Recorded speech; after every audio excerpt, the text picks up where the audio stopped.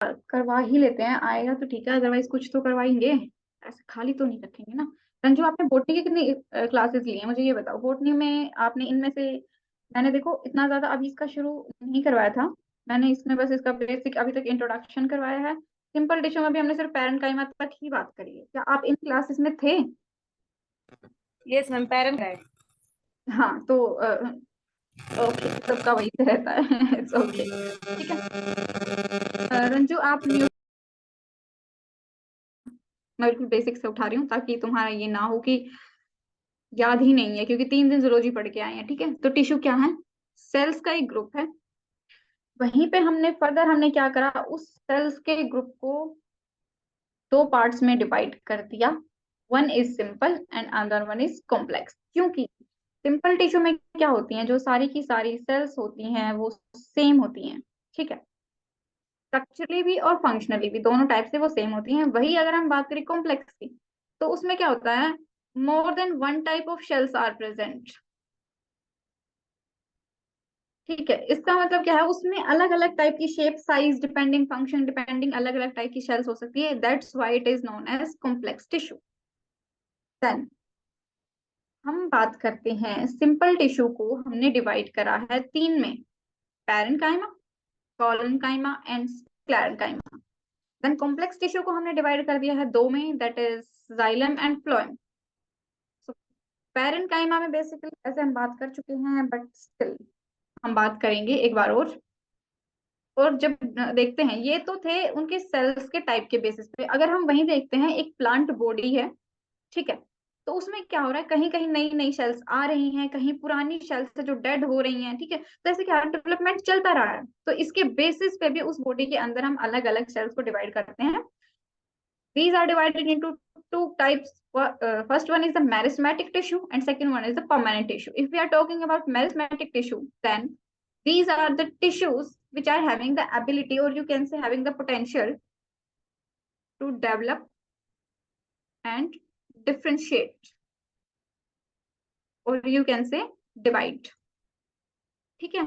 इनके पास क्या होता है, इनके पास वो एबिलिटी है कि ये आगे डिवाइड हो सकती हैं, सेल्स को डिफरेंशिएट करवा सकती हैं, पर्टिकुलर फंक्शन दे सकती हैं। And then if we are talking about the permanent tissues, then these are the tissues which are not having the ability to divide. That's why permanent से भी आप समझ सकते हैं कि वो permanent हो गए हैं, अब वो फर्दर डिवाइड नहीं कर सकते, ठीक है। इसी परमानेंट के अंदर अगर हम बात करें, तो इसमें क्या होती हैं, जो ऑर्गेनेलीज होती हैं सेल्स की, वो कंप्लीटली मैच्योर्ड होती हैं। और परमानेंट टिश्यूज में बहुत सारी जो सेल्स होती हैं वो डेड भी होती हैं, एज बिकॉज वो डेड हो गई हैं, बट स्टिल वो क्या है, वो उस प्लांट का कोई भी पार्ट है, रूट है या स्टेम है, उसको एक मैकेनिकल स्ट्रेंथ प्रोवाइड कर रही है, एज बिकॉज वो परमानेंट हो गई हैं, अब उनमें कोई चेंजेस नहीं हो रहे हैं, ठीक है। क्या यहाँ तक सबको क्लियर है? Yes ma'am. मैंने बस ये रिकैप लिया था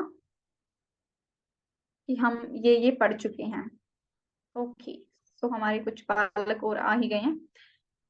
देन अब हम बात करते हैं सिंपल टिश्यू, यानी कि types of simple tissue, that is parenchyma, collenchyma and sclerenchyma.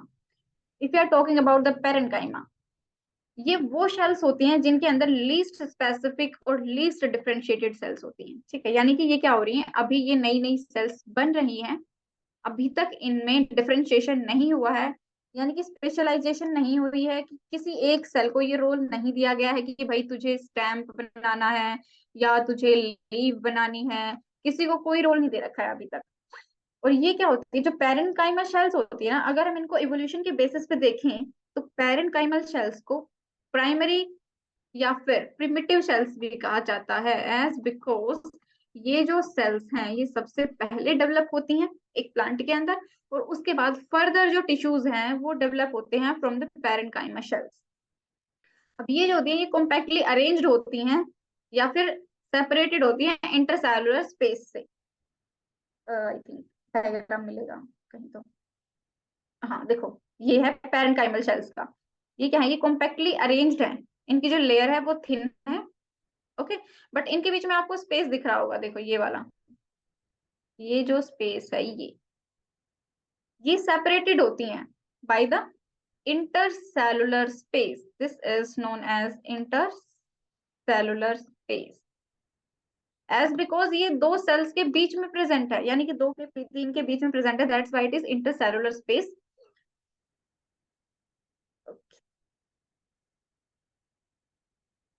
अगर हम आगे बात करें तो वो क्या होती है, जनरली वो पॉलीहेड्रल होती है, पर समटाइम्स जो उनकी मॉर्फोलॉजी है वो वेरी करती है। एज बिकॉज अभी उन्हें कोई स्पेशलाइजेशन नहीं मिली है, तो वो कई बार अपनी शेप्स को भी इधर उधर कर लेती है, घुमा देती हैं। ये वैसे हम पढ़ चुके हैं। अब हम पढ़ते हैं collenchyma cells. That what are the collenchymal cells? It is a supporting tissue composed of more or less elongated living shells with unevenly thickened and non-lignified primary shells. इसने कहा है कि ये एक ऐसा टिश्यू है जिसके अंदर इलोंगेटेड सेल्स प्रेजेंट होती हैं। इलोंगेटेड सेल्स से मतलब आप समझ रहे हो, कुछ इस तरह की सेल्स प्रेजेंट होती हैं। These are elongated cells. ठीक है, अब ये इलोंगेटेड सेल्स हैं, और एक दो और इन्होंने कैरेक्टरिस्टिक बताई है, that is unevenly thicken. Unevenly thicken का मतलब है कि उनकी जो उनमें थिकनिंग तो प्रेजेंट है, बट वो पूरे पोर्शन पे प्रेजेंट नहीं है। कहीं पे वो प्रेजेंट है, कहीं पे वो एब्सेंट है। Then this is non lignified, यानी कि लिग्निन की जो एक लेयरिंग है वो प्रेजेंट नहीं होती है। डायग्राम में दिखाती हूँ आपको, देखो कोलन काइमल सेल्स ये वाली। अब ये जो सेल्स हैं आप इसमें देख रहे हो, यहाँ पे तो जो थिकनिंग है वो कम है, जबकि ये जो बीच वाला जो इंटरसेलुलर स्पेस है वो इनके अंदर नहीं है। पहले वाले जो पैरेंकाइमल स्पेस थी उनमें इंटरसेलुलर स्पेस जो था वो खाली था, इसके अंदर क्या है, वो फिल्ड है। ठीक है, अगर मैं इसका नॉर्मल थोड़ा बेसिक डायग्राम बना के दिखाऊं ना तो आपको कुछ इस तरह से आप देखोगे। मान लो भाई ये हमारी कोलन काइमल शेल्स हैं, कुछ इस तरह से। अब ये जो इसका ये वाला पोर्शन थिक है, ये वाला पोर्शन थिक है, सिर्फ इसके जो कॉर्नर्स है ना यहाँ पे थिकनिंग प्रेजेंट है, बाकी जो इसकी लाइनिंग है वहां पे थिकनिंग प्रेजेंट नहीं है, सिर्फ ये वाला पोर्शन थिक है। इसकी वजह से क्या है, जो इंटरसेलुलर स्पेस था वो भर गया है। Is it clear to everyone that what is uneven thickening? Yes, ma'am. Okay Ritesh, आप अपना माइक ऑफ कर लो। ठीक है, तो इसके अंदर अनइवन थिकनिंग होती है और नॉन लिग्निफाइड सेल्स प्रेजेंट होती है, यानी कि लिग्निन की जो लाइनिंग है सेल्स पे वो प्रेजेंट नहीं होती है। ये वो रीजन होता है जहां पे प्राइमरी ग्रोथ होती है स्टेम की एंड लीव्स की। ठीक है, कोलन काइमा से क्या होती है, स्टेम और लीफ की प्राइमरी ग्रोथ होती है, यानी कि ये थोड़ा हार्ड होता है, बट वो इतना हार्ड नहीं होता है कि वो स्टेम को ज्यादा स्ट्रेंथ प्रोवाइड करवा सके। बट एज यू नो, जैसे प्लांट डेवलप हो रहा है तो उसका स्टेम आपने देखा होगा ना, वो पतला सा होता है, ग्रीन सा होता है ना, वो इतना ज्यादा हार्ड नहीं होता है कि वो ढंग से खड़ा हो पाए। ठीक है, बट वो होता है just because of collenchymal cells. Collenchymal cells जो प्रेजेंट होती है वो उसको थोड़ा बहुत सपोर्ट प्रोवाइड करती हैं। लीव्स के अंदर भी ये प्रेजेंट होता है, स्टेम में भी प्रेजेंट होता है। The three most characteristic morphological features of collenchymal cells, जो तीन मोस्ट इंपॉर्टेंट कैरेक्टरिस्टिक्स हैं, सबसे पहला है सेल्स जो है वो इलोंगेटेड है। सेकेंड वन है सेल वॉल पे थिकनिंग प्रेजेंट है जो कि अनइवन है। एंड थर्ड जो है उसके अंदर क्या है, प्रोटोप्लास्ट जो है ना उसकी सेल्स का वो लिविंग होता है। आगे हम फर्दर पढ़ेंगे, कुछ सेल्स ऐसी भी हैं जिनके अंदर वो प्रोटोप्लास्ट जो है वो डेड हो चुका है, बट इसके अंदर जो प्रोटोप्लास्ट है वो लिविंग होता है। इसके अंदर क्या होती है, इलोंगेटेड सेल्स होती हैं जिनके पास प्राइमरी सेल वॉल प्रेजेंट होती है। अब ये जो इलोंगेटेड सेल्स होती हैं ये 2 माइक्रोमीटर लॉन्ग होती हैं। The cell wall is unevenly और इरेगुलरली थिकन होती है, पैक्टीन में रिच होती हैं। जो सेल वॉल होती है वो कॉर्नर्स पे थिक होती है, ये मैं आपको बता चुकी हूँ। सेल वॉल जो होती है कोलन काइमा की वो सेलुलोज और पैक्टीन से रिच होती है। Cell wall possess high tensile strength with high water content. अब ये भी बात ध्यान रखनी है कि इसके अंदर टेंसाइल स्ट्रेंथ और वाटर कंटेंट बहुत हाई होता है। ये जो वो है सेल्स है, the cells are living at maturity. अब ये जो सेल्स हैं इतना ज्यादा मैच्योर नहीं हुई हैं, but as compare to parenchymal cells इनको एक स्पेशलाइजेशन मिल गई है। ठीक है, इनके ऑर्गन्स जो हैं वो मैच्योर हो गए हैं सेल्स के।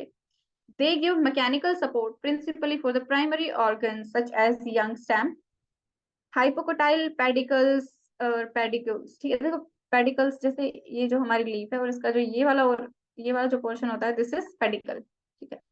तो ये पेडिकल को स्ट्रेंथ प्रोवाइड करवाता है, स्टेम को स्ट्रेंथ प्रोवाइड करवाती है जो कोलेनकाइमल सेल्स होती हैं।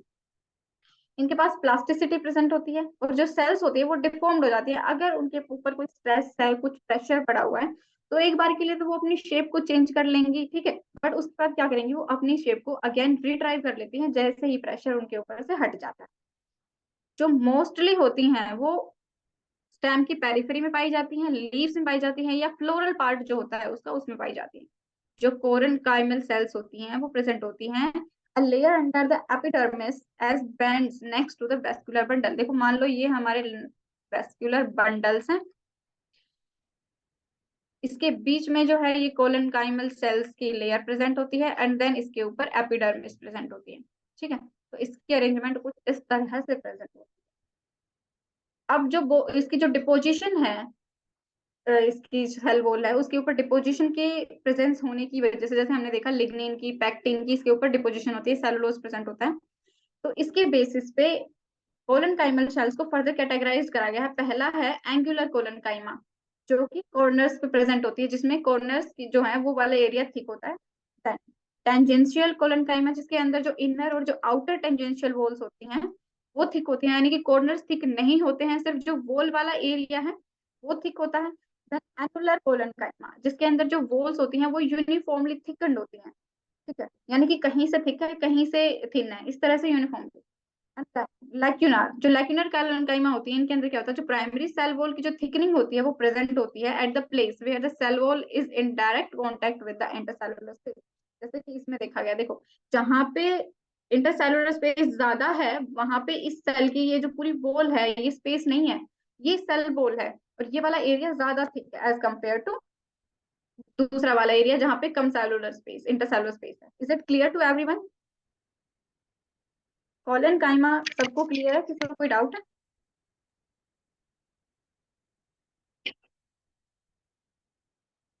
कोई तो बता दो। Yes, ma'am. Yes, ma'am. भाई मेरा दिल रख लिया करो यार, तुम नहीं समझ में आता मेरे से पूछ लिया, चुप मत हो आप, ठीक है। Now we are going to talk about the sclerenchymal cells. इसमें क्या होता है, इसमें क्या होता है, जो सेल होती है वो थिक होती है। पहले वाली जो थी वो अनइवन थिक थी, नॉन लिग्निफाइड थी। अब इसमें क्या होता है, थिक होती है, लिग्निफाइड सेकेंडरी सेल वॉल, उसके अंदर प्राइमरी सेल वॉल प्रेजेंट थी, इसके अंदर सेकेंडरी सेल वॉल प्रेजेंट होती है जो कि थिक है और लिग्निफाइड है। They do not retain a living protoplasm at maturity। जैसे कि हमने उसमें बात करा था कि उसमें मेच्योरिटी पे भी जो प्रोटोप्लाज्म था वो लिविंग था, बट स्टिल हियर जो प्रोटोप्लाज्म है वो क्या है, वो मेच्योरिटी पे लिविंग नहीं होता है। जो वॉल्स होती हैं वो इलास्टिक होती हैं, यानी कि return their original shape after the pressure और टेंशन इज रिलीज्ड। ये ऑप्शन, इलास्टिसिटी का ऑप्शन उनके पास भी था, जैसे ही स्ट्रेस रिलीज होता है वो अपनी शेप को रीगेन कर लेती हैं, ऐसे स्क्लेरेनकाइमल सेल्स में होता है। The cell wall show specialised structure called pits. इसके अंदर क्या होता है, एक पिट्स प्रेजेंट होते हैं, स्पेशलाइज्ड स्ट्रक्चर्स प्रेजेंट होते हैं। Sclerenchyma prevent the protoplasm from expanding. अब जो स्क्लेरेनकाइमल सेल्स हैं वो क्या करेंगे, थोड़ी मैच्योर हो गई हैं, मतलब वो परमानेंट सेल्स की साइड बढ़ रही हैं अभी। तो वो क्या करेंगी, जो अब जो प्रोटोप्लाज्म है उनके अंदर उसको एक्सपेंड नहीं करेंगी, क्योंकि वो डेड हो गया है तो ऑब्वियसली वो और तो नहीं फैलेगा। These cells play a protective and supportive function throughout the plant body। अब ये पूरी की पूरी बॉडी में प्रेजेंट होती है प्लांट की, और ये उसको सपोर्ट देती हैं और प्रोटेक्शन प्रोवाइड करती हैं। Sclerenchyma cells arise within the primary body after differentiation of protoderm, ground meristem, procambium from the fusiform initiation of vascular cambium in secondary plant। जो सेकेंडरी प्लांट है उसमें जो ये ग्राउंड मेरिस्टेम्स प्रेजेंट है, vascular cambiums present है, इनके बाद जो डिफरेंशिएशन होती है तब स्क्लेरेनकाइमल सेल्स बनती हैं, ठीक है। जब तक इसके बीच में या तो वो पैरेनकाइमल सेल्स रहती हैं या वो कोलेनकाइमल सेल्स रहती हैं, एज बिकॉज स्क्लेरेनकाइमल सेल्स जो है वो परमानेंट सेल्स की तरफ मूव करने लगी। अब स्क्लेरेनकाइमल सेल्स को जो है वो दो टाइप से क्लासिफाई करा गया है। First one is the fibre and second one is the sclereids. अगर हम फाइबर्स की बात करें तो वो क्या होते हैं, वो नैरो इलोंगेटेड स्क्लेरेनकाइमल सेल्स होती हैं जिनका एंड टेपरिंग होता है। टेपरिंग हम देखो इस तरह की सेल्स होती हैं भाई, ये ऐसी ऐसी, एंड कुछ इनका कुछ ऐसे ऐसे टेपरिंग एंड प्रेजेंट होता है, बीच में ऐसे इनके न्यूक्लियस प्रेजेंट होता है, ठीक है। The secondary wall of the fibre is generally thick. अब जो सेकेंडरी वॉल है, जो ये बीच वाला जो पोर्शन है वो क्या है, वो थिक होती है। They form major component of xylem tissue. Xylem tissue हम कॉम्प्लेक्स वाले में पढ़ेंगे, तो ये क्या करती हैं, जाइलम टिश्यू का बहुत सारा कंपोनेंट जो है वो फाइबर से बनता है। ये लिग्निफाइड होती हैं, नॉन लिविंग होती हैं, इनकैपेबल होती हैं, ग्रो नहीं कर सकती हैं, डिवीजन नहीं कर सकती हैं। इनमें से जो बहुत सारी होती है वो नॉन लिविंग होती है, पर कभी कभी वो क्या करती हैं, पर्टिकुलरली लिविंग की तरह बिहेव करना शुरू कर देती हैं, ठीक है, जो कि डाइकोटिलेडोन्स के जो वुड होते हैं उनके अंदर पाया जाता है ये वाली जो प्रॉपर्टी है। वैसे तो वो नॉन लिविंग है, but in some certain conditions they act like living shells or they can regain their ability. The mature fiber is thick and almost or entirely occluded. अब इसका जो फाइबर होता है वो क्या होता है, जब वो मैच्योर हो जाता है तो वो पूरा बिल्कुल थिक हो जाता है। They also found in various parts of the plant, अलग अलग पार्ट्स में पाई जाती हैं, जैसे कि जाइलम में अभी हमने एग्जांपल देखा, तो मोस्टली जाइलम का जो कंटेंट होता है वो इन्हीं सेल से बना हुआ होता है। They are mainly found in the primary plant part such as pericycle, hypodermis, bundle, sheath, pith, etc. The function of mechanical support in various organs, कि इनका जो काम है वो मैकेनिकल सपोर्ट प्रोवाइड करना है, और ये अलग अलग ऑर्गन्स में पाई जाती हैं, जैसे कि पेरिसाइकिल है, हाइपोडर्मिस है, बंडल शीथ है या पिथ है, ठीक है, ये कुछ इन ऑर्गन्स के अंदर पाई जाती है जो फाइबर्स हैं। On the basis of their position in the plants, fibers are classified as phloem fiber and xylem fiber। और फ्लोएम फाइबर और इसको जो जाइलम फाइबर है इसको हम वुड फाइबर भी कहते हैं। जो प्लांट्स होते हैं वो क्या करते हैं, शो करते हैं जाइलरी और एक्स्ट्रा जाइलरी फाइबर्स का शो करते हैं, ठीक है, ये अभी हम जो बात कर रहे हैं वुड फाइबर और फ्लोएम फाइबर। जो एक्स्ट्रा जाइलरी फाइबर्स होते हैं वो फाइबर्स होते हैं जो कि पोजिशन्ड है in the cortex of phloem, arranged as bast fibres, मतलब कि जो फ्लोएम का कॉर्टेक्स है उसके अंदर प्रेजेंट होते हैं, जो कि एक्स्ट्रा जाइलरी फाइबर्स हैं। अगर वहीं पे हम जाइलरी फाइबर्स की बात करें तो वो जो होते हैं वो वुड के अंदर प्रेजेंट होते हैं, या फिर जो वेस्कुलर कैम्बियम है उससे ओरिजिनेट होते हैं, इसीलिए उन्हें वुड कैम्बियम भी कहा गया, सॉरी वुड फाइबर्स भी कहा गया है, जो कि जाइलम फाइबर्स हैं। और जाइलरी, देखो नाम याद रखना भाई, एक एक चीज को दो दो तीन तीन नामों से अलग अलग बुलाया गया, कंफ्यूज हो जाओगे। Many plants, the extraxillary fibers are long. The longest fiber has been noted in Rhamnia vohmeria nevia, which is about 550 micrometer in millimeter in length. Sorry.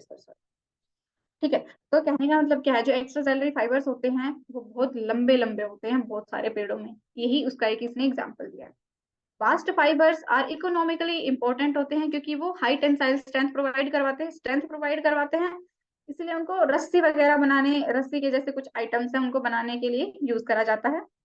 They can be septate, यानी कि उनके पास जो septum होती है या जो cross wall होती है, सेप्टेड मतलब कोई उनका जो सेल है इसके बीच में सेप्टम प्रेजेंट होती है, एक रास्ता है जो उसको डिवाइड कर रहा है, या फिर एसेप्टेड, सेप्टम एब्सेंट भी हो सकती है, सेप्टेड भी हो सकते हैं। Fibers of some taxa show formation of thick lignified secondary wall, while the other depict the thin partitioning and septa of secondary wall across the cell lumen। कहने का मतलब है कि कुछ ऐसे टेक्साल्स हैं, कुछ ऐसे प्लांट्स हैं जो क्या करते हैं, जो उनकी सेकेंडरी सेल वॉल है उसको थिक बनाते हैं, लिग्निफाइड बनाते हैं। वहीं पे कुछ ऐसे भी हैं जिनकी जो सेल वॉल के अंदर क्या होती है, ल्यूमेन प्रेजेंट होती है, उन्हें सेप्टेट फाइबर्स कहा जाता है। कुछ प्लांट्स होते हैं जिनमें fibres remain active at maturity and carry out metabolism. कुछ ऐसे प्लांट्स होते हैं जब वो मेच्योरिटी पे होते हैं तब भी उनके फाइबर्स एक्टिव रहते हैं। मोस्टली जब वो मेच्योर पे आते हैं तो उनकी जो सेल्स है वो डेड हो जाती हैं, बट कुछ प्लांट्स में ऐसा होता है जब वो एक्टिव रहते हैं और स्टिल वो जो उसका मेटाबॉलिज्म चल रहा है वो उसको कैरी आउट करते हैं। These living cells store starch and calcium oxalate, so they also act as storage reservoirs। वो स्टोर करते हैं स्टार्च को और कैल्शियम ऑक्सलेट की स्टोरेज करते हैं। Wood fibers show transition during the evolutionary process from trachyards-like elements with border pits to slender wood fibers without pit borders। जो wood fibers है ना वो ट्रांजिशन शो करते हैं। ट्रांजिशन का मतलब आप सभी समझते होंगे, एकदम से चेंज कर लेते हैं, एक स्ट्रक्चर जो है उसको चेंज कर लेते हैं, ठीक है। इसमें क्या होता है, जब ट्रैकीड्स जैसे एलिमेंट्स दिख रहे थे जिनके अंदर पिट्स प्रेजेंट थी, ठीक है, अब उसको विदाउट पिट्स प्रेजेंट ऐसा वो ट्रांजिशन करवा लेते हैं, चेंज करवा देते हैं अपने अंदर। देखो कुछ इस तरह का ये जो अपना स्क्लेरेंकाइमा है, जो ये वाला है ना, ये वाला जो पोर्शन है ये है पिट, जो कि स्पेशल रीजन जो प्रेजेंट होता है स्क्लेरेंकाइमा में, ये जाइलरी फाइबर्स प्रेजेंट होते हैं जो यहाँ पे इसने दिखा रखे हैं, ठीक है। देन ये थे fibres. If we are talking about the sclereids, I think we should talk about this in tomorrow's session. If anyone have any doubt, so please tell me. हम पेरेंट काइमा, कॉलन काइमा, दोनों चीजें वो कवर कर चुके हैं। Then अभी हम हैं स्क्लेरन काइमा पे, जिसमें हमने उसके बेसिक स्ट्रक्चर्स, उसके बाद वो डिवाइडेड हुआ है फाइबर्स और स्क्लेराइड्स में, जिसमें हमने फाइबर को हमने कवर कर लिया है, स्क्लेराइड्स को हम कल पढ़ेंगे। अभी तक किसी को कोई डाउट है? So please let me know so that I can solve your doubt.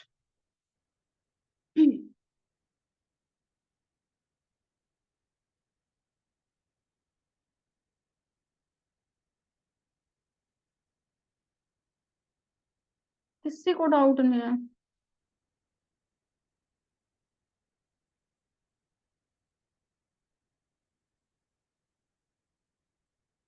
Saurabh, समझ में आ रहा है?